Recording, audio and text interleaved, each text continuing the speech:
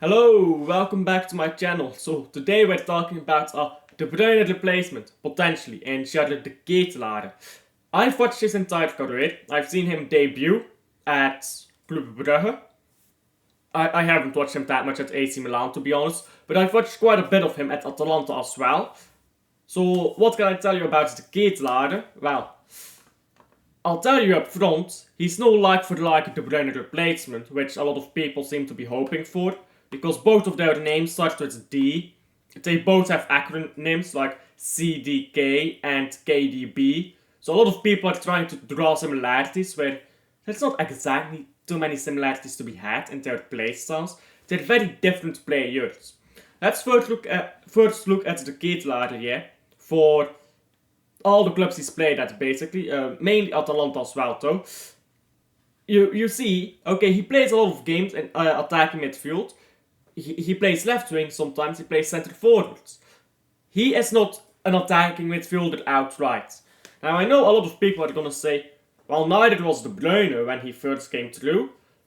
That is true. That is true. But it does mean you're gonna have to transform him into an attacking midfielder. He's not like Florian Wirtz, where you get in, he's already an attacking midfielder. If you want the Ketelaere to be your attacking midfielder, you're gonna have to change the system. Because he's never gonna be like De Bruyne. And I'll show that further by using his Club Brugge heat map thing. He's played a lot of games for us as striker, which isn't exactly true. It was more like, I mean, he would be up front, don't get me wrong, but he'd play a lot of false nine, he'd drop deep, he'd go on the wings. It's not like he was a box striker like maybe Haaland or something like that. He wasn't a poacher. I preferred him most when he played on the left. I really loved when the Ketelaere played out on the left and we had Noah Lang on the right. I think that was when we were at our best. Now, I know a lot of people are going to already say, well, he didn't play in attacking midfield because Van Aken plays there. Yeah, sure, but Van Aken doesn't play every game. He plays pretty much every game. But Van Aken doesn't play every game, and again, he's playing a lot of centre forwards for Atalanta, so it's not exactly that easy. Especially if you look at his last season for us. He's pretty much just a striker, fast 9-ish. So he's a very different profile as well from De Bruyne. What is De Bruyne good at? What is the Ketelaere good at? Before we talk about that, maybe let's look at his stats though, because I know people are going to find this important. Now, these goals in the Coppa Italia, those don't really matter. It's stat padding. Coppa Italia, that is stat padding. His league stuff is more interesting. So, 5 assists in 15 games, that's decent. It's not unreal world class or anything, but it's decent. 3 goals as well. He's gonna have to chip in with a bit more, I think. But if you look at last season, you can see he got to 10 goals. So, if you're going to be able to expect 10 goals a season from your attacking midfielder, that's already a big boost, because we do need some goals right now. If you look at the Champions League, he's had an absolute scorcher of a game. I believe he had a goal and 3 assists or something in one game. Absolute great game. He played a good game in the UEFA Super Cup, even though he didn't score. So the Ketelaere, he can get to GA if that's what you're worried about. But if you're worried more about his profile, well, the Ketelaere's profile is obviously offensive. He's a very good passer. But not in the same way that De Bruyne is. De Bruyne can lob a ball up from 30 yards and put it perfectly in the box. The Ketelaere is not going to do that. He's going to play through balls, sure, but he's not going to play balls from too deep. He's going to try to play closer. He's going to try to link up. He's going to dribble more than De Bruyne.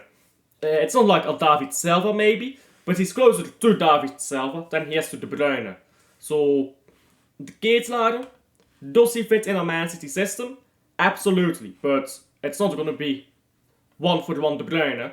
And even though he fits into the system, question is he the level he needs to be? Because let's be honest, there's a lot of players who profile-wise fit into Man City. The question is, are you good enough? You might have the correct profile, now are you good enough?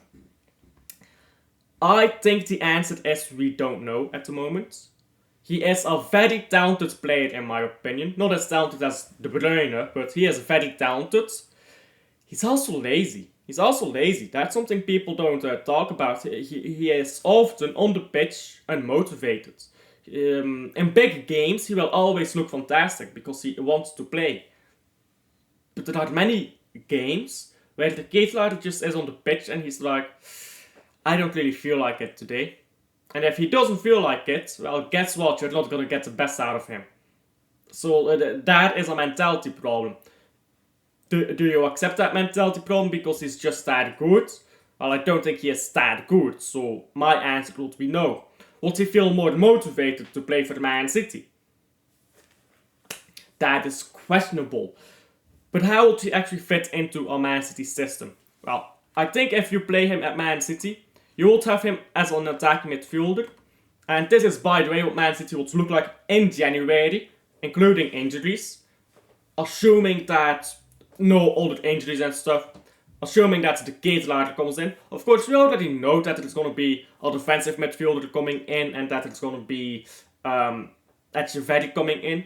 So, Man City is not going to look exactly like this, but for argument's sake, let's just assume this is Man City's team January 1st.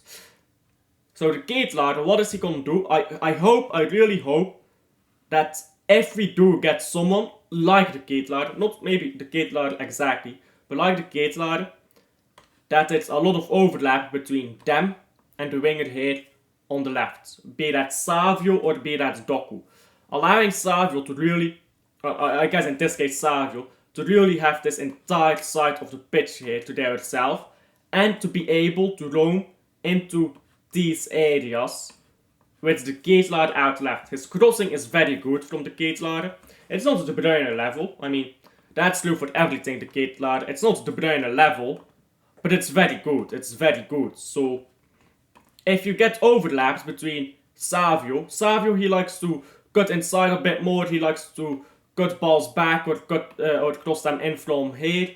What the Ketelaere is going to do if you allow him to overlap, he's going to try to lift a ball into the far post probably to Haaland, or he's going to try to lift a ball up into the middle of the box for whoever is running onto it. Which at Man City is actually no one, but we'll allow him to figure that out on his own.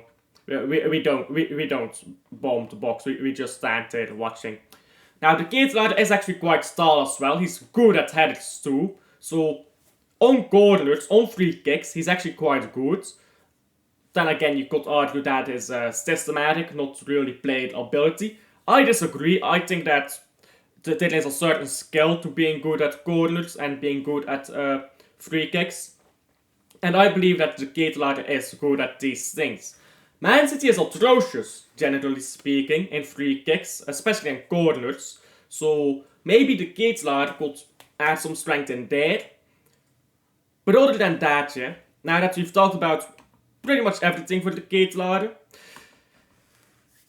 what do I actually think?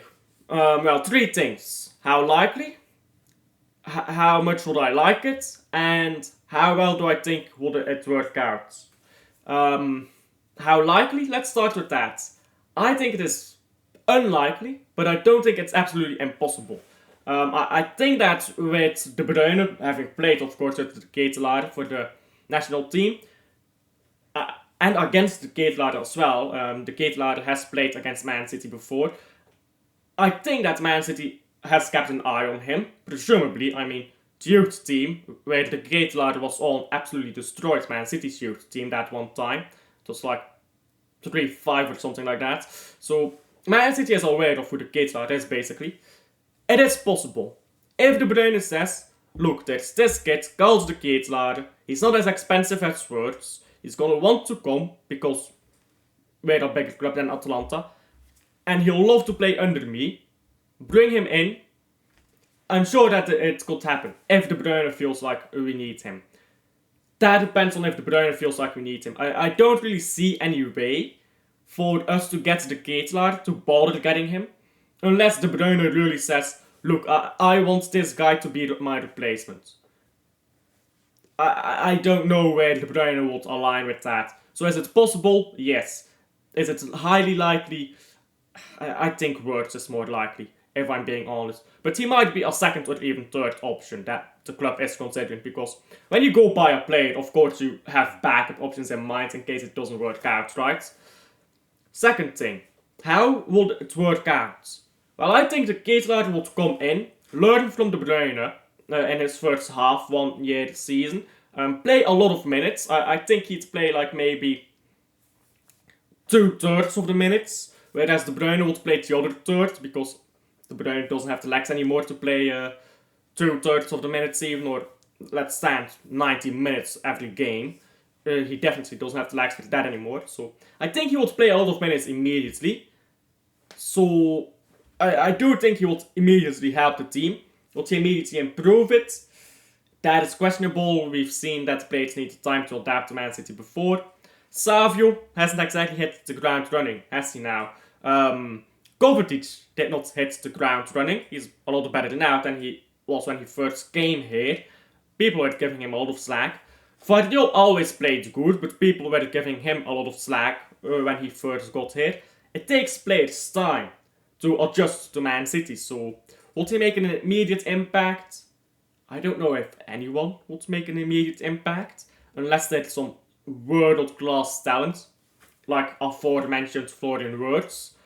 But he will definitely help us, I think. That doesn't mean he's the first on the list, though.